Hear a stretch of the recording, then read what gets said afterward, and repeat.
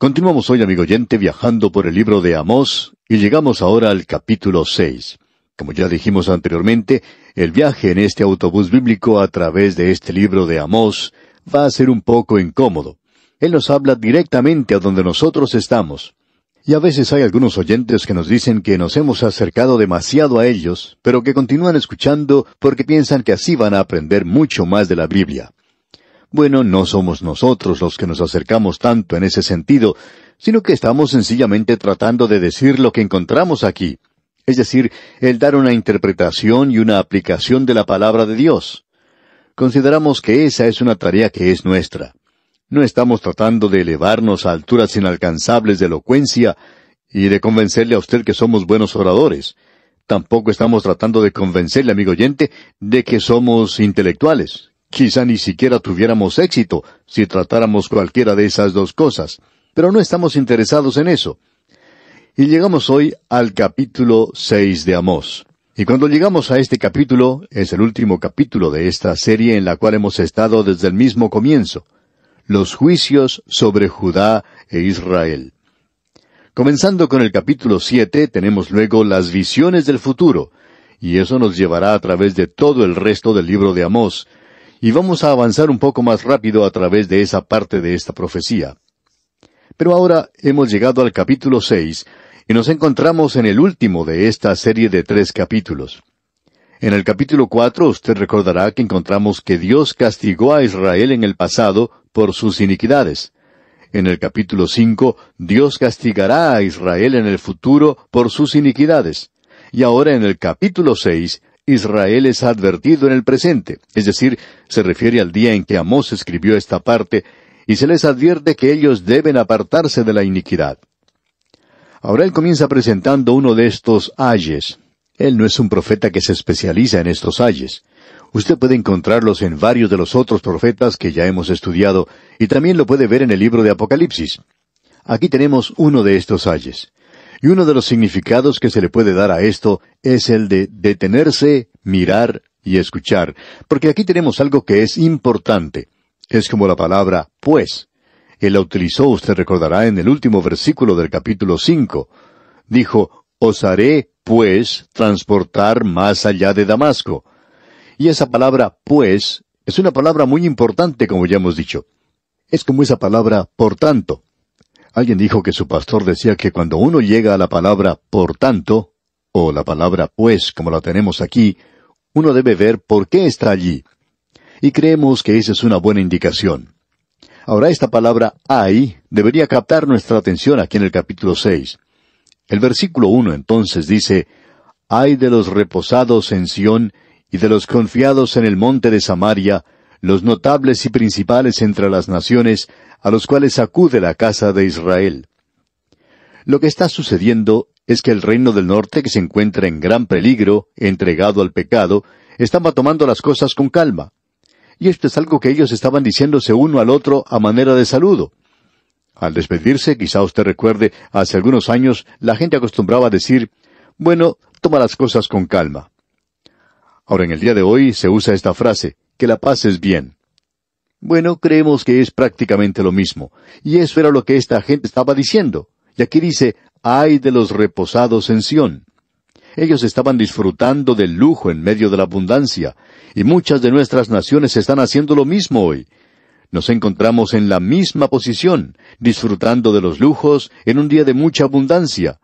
Y luego él continúa diciendo, y de los confiados en el monte de Samaria. Ellos pensaban que Samaria era la capital del reino del norte, y allí se encontraba uno de los becerros de oro.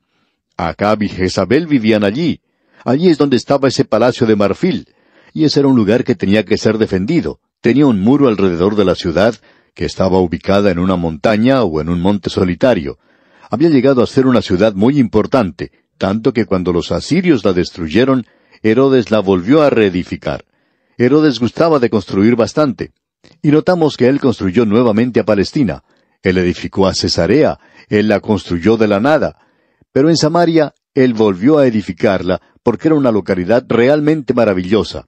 Y con todo este lujo, se sentían muy seguros. Y ellos pensaban que estaban bien protegidos. Es por eso que el profeta dice en el versículo 1, Ay de los reposados en Sión, y de los confinados en el monte de Samaria, los notables y principales entre las naciones, a los cuales acude la casa de Israel.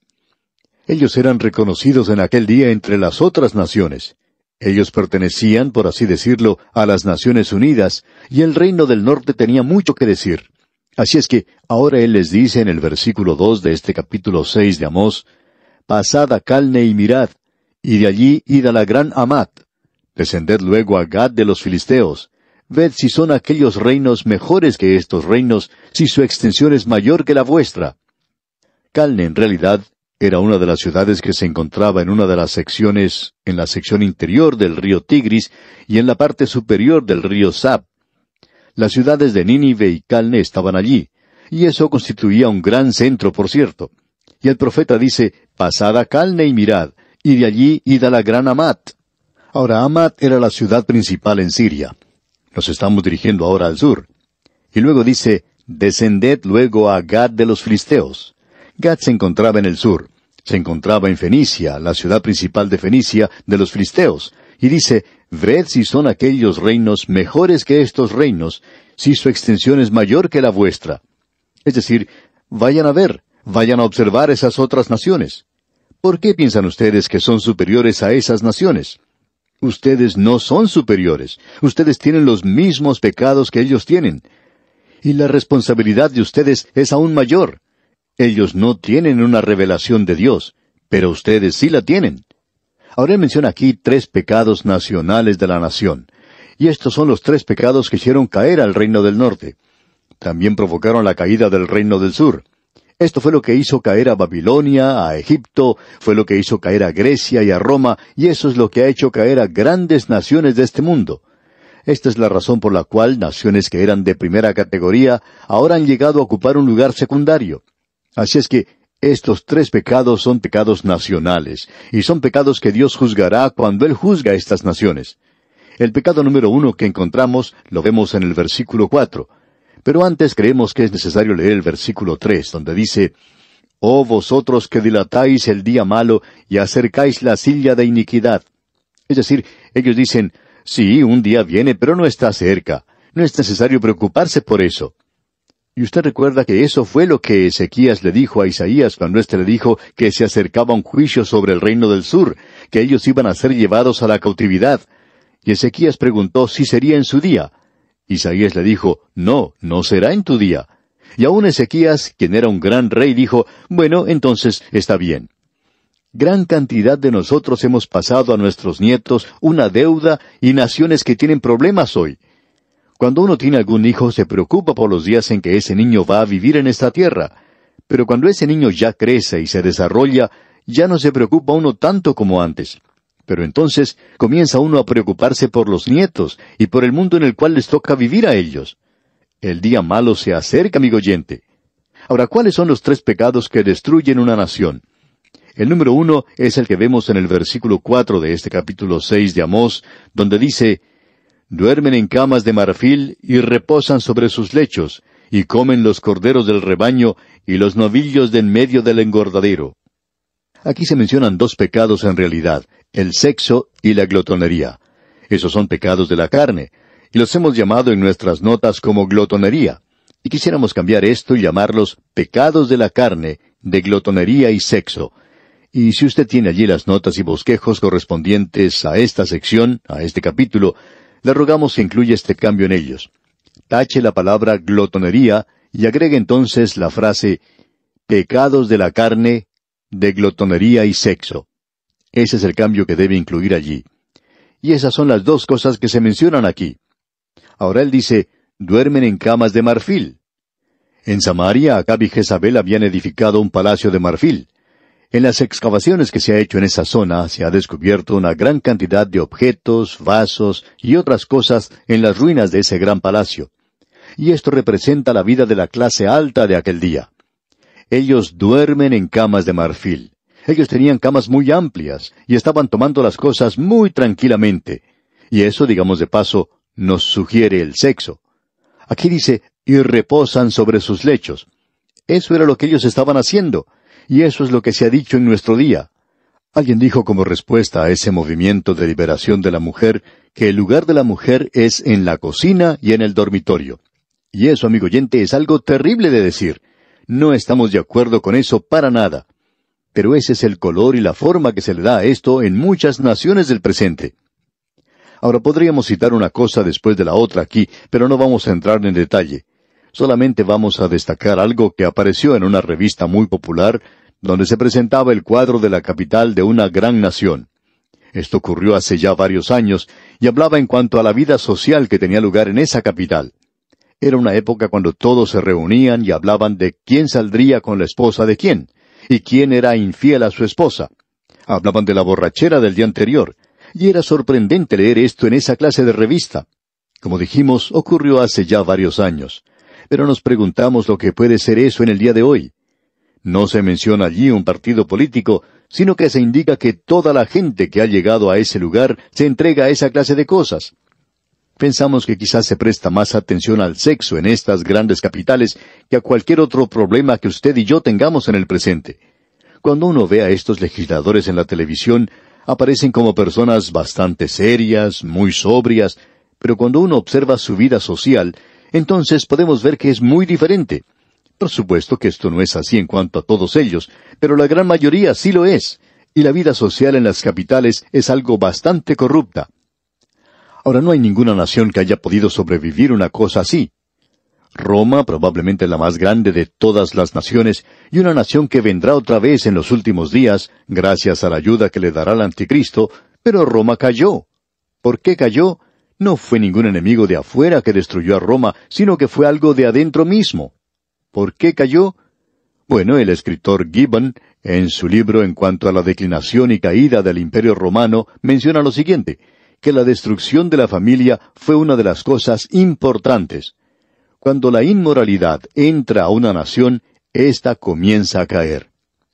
Bien, ese es el pecado número 1. El número 2 lo encontramos en el versículo 5, donde leemos, gorjean al son de la flauta e inventan instrumentos musicales, como David. En aquellos días aparecían muchas composiciones y estilos nuevos. Quizá usted piensa que los estilos nuevos son realmente nuevos en nuestros días. Sin embargo, esta gente ya los tenían en aquella época. La música y el carácter de la música pueden destruir a una nación. Y amigo oyente, según creemos nosotros, ya hemos llegado a ese punto. Quizá al hablar así parecemos chapados a la antigua, y tal vez recibamos muchos comentarios y cartas en contra de esto, diciendo que nosotros no marchamos al son del tiempo, que somos anticuados. Bueno, amigo oyente, quizá usted también nos diga que no sabemos nada en cuanto a la música, y probablemente tenga algo de razón, pero estamos seguros de si nos gusta una cosa o si no nos gusta. Y hay muchas cosas que escuchamos hoy que no nos gustan en realidad y sencillamente no las escuchamos. Ahora aquí dice, gorjean al son de la flauta. La música ya no se usaba como se usaba en los días de David. David era un genio, y su música era para alabar y glorificar a Dios. Ahora esta gente también tenía genio en su día, pero ellos no estaban escribiendo música para alabar y glorificar a Dios, sino que era algo que apartaba a la gente de Dios y de la adoración a Dios. La tercera indicación la encontramos en el versículo 6 de este capítulo 6 de Amós, donde leemos, beben vino en tazones y se ungen con los ungüentos más preciosos, y no se afligen por el quebrantamiento de José. Note usted, beben vino en tazones, no en pequeños vasos, sino en tazas. Ellos en realidad eran alcohólicos. Esta gente bebía vino en tazones, y se ungían con los ungüentos más preciosos. En aquellos días se prestaba mucha atención al asunto de qué desodorante o antiperspirante usaba uno. Y lo mencionamos porque se menciona muchas veces en la radio y la televisión hoy. En aquel día esto era algo bastante importante, que la gente utilizara el ungüento apropiado y la clase apropiada de desodorante. Pero era la embriaguez lo que estaba destruyendo a la nación. Bien, estos eran los 3 pecados. Y ahora no vamos a repasarlos. Ya lo hemos dicho anteriormente. La embriaguez es algo que está destruyendo nuestra nación y la suya también, amigo oyente, en el día de hoy, como también otros pecados. Y no podemos escapar a las consecuencias de esto. Y esto está llegando a ser algo realmente alarmante. Por ejemplo, se informa que en una nación de 250 millones de habitantes hay 9 millones de alcohólicos. Y hay 36 millones de personas cuyas vidas han sido afectadas directamente por el alcohol. Otras estadísticas demuestran que el 50% de los accidentes automovilísticos son causados por personas que han estado bebiendo alcohol. Sin embargo, las autoridades no hablan mucho en cuanto a eso. En algunas naciones se dice que es necesario emborracharse para poder educar a los niños, porque el dinero que se saca del alcohol va a ayudar a las escuelas. Hace algún tiempo, una de las grandes destilerías tenía una propaganda que hablaba en cuanto a los jóvenes que bebían. Esta gente decía que ellos estaban preocupados porque los jóvenes bebían bebidas alcohólicas. Y en su propaganda decían: los adolescentes, especialmente cuando se encuentran en grupo, son tentados muy a menudo a hacer cosas que quizá no hagan de suyo propio, como el beber un trago, cuando saben que no lo deben hacer. Y nosotros estamos muy preocupados en cuanto a este problema. Imagínese, amigo oyente, una compañía que está produciendo el licor nos dice a usted y a mí que ellos están muy preocupados porque está sucediendo esto entre los jóvenes. Pues bien, amigo oyente, ¿por qué entonces no dejan de hacer el licor? ¿Por qué no abandonan esa tarea y entonces pueden demostrar que en realidad sí se están preocupando por los jóvenes y que esas ideas que tienen en cuanto al beber no son cosas tan buenas y maduras como dicen? Ahora, ¿cuáles son algunas de esas ideas que demuestran madurez en cuanto al beber? Bueno, esta gente quiere que la gente que ya ha crecido beba sus licores, porque eso dice que demuestra madurez. Eso es lo que ellos tienen en mente. Por supuesto que ellos no están tratando de abolir las bebidas alcohólicas. Esto va en contra de su propio negocio. Hay un poema traducido del inglés que quisiéramos leer antes de finalizar nuestro estudio de hoy. Se titula No es asunto de nadie. No es asunto de nadie lo que bebo. No me importa tampoco lo que piensa mi vecino, ni tampoco cuántas leyes deciden aprobar. Yo le digo al mundo que tomaré mi vaso. La libertad de un hombre no puede ser limitada. Mi derecho a beber no se debe molestar. Así es que él bebió a pesar de la ley y del hombre. Luego subió a su automóvil, aceleró fuertemente y partió. Fue por la carretera de aquí para allá, tomó las curvas a gran velocidad, con ojos nublados y sonrisa borracha. De pronto se estrelló contra otro automóvil que trataba de pasar. Hubo un ruido, un grito y vidrios rotos. El otro carro quedó volcado a poca distancia de la ciudad. El hombre salió, pero su esposa quedó atrapada, y él necesitaba la ayuda del borracho, quien estaba sentado como por allá en un mundo aparte. Él vio las llamas y escuchó el lamento de la mujer atrapada, pero estaba muy borracho para salvar esa vida, quitando ese carro de sobre esa esposa. El carro se quemó y una madre murió, mientras el esposo lloraba y su hijito gritaba, y el borracho sentado allí al lado inmóvil. Aún así, algunos piensan que no es asunto de nadie el que ellos beban. Amigo oyente, esto es lo que destruye a las naciones. No son los accidentes en el camino. Estos son los 3 grandes pecados que han derribado a grandes naciones, y no creemos que ninguno de nosotros podamos ser una excepción. Eso es suficiente como para quebrantar el corazón de cualquier persona, cuando uno ve lo que sucede en una gran nación y cuando uno trata de explicar cosas como estas, diciendo que ya somos civilizados, que hoy tenemos una nueva moralidad, ya hemos crecido, ya nos hemos librado de esas ideas puritanas. De paso, digamos que los puritanos y los peregrinos fueron quienes fundaron una gran nación. Ahora, ¿somos nosotros las personas sofisticadas que decimos ser y vamos a continuar en un camino que nos lleva a la destrucción? Amigo oyente, debemos decir que el mensaje de Amós se cumplió en su día. El reino del norte fue a la cautividad, fue destruido. Y estos son los pecados que causaron su caída. Quizás tenga una aplicación para nosotros hoy. Y aquí, amigo oyente, vamos a detenernos por hoy.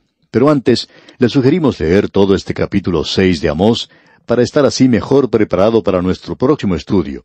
Es nuestra oración que el Señor le bendiga abundantemente.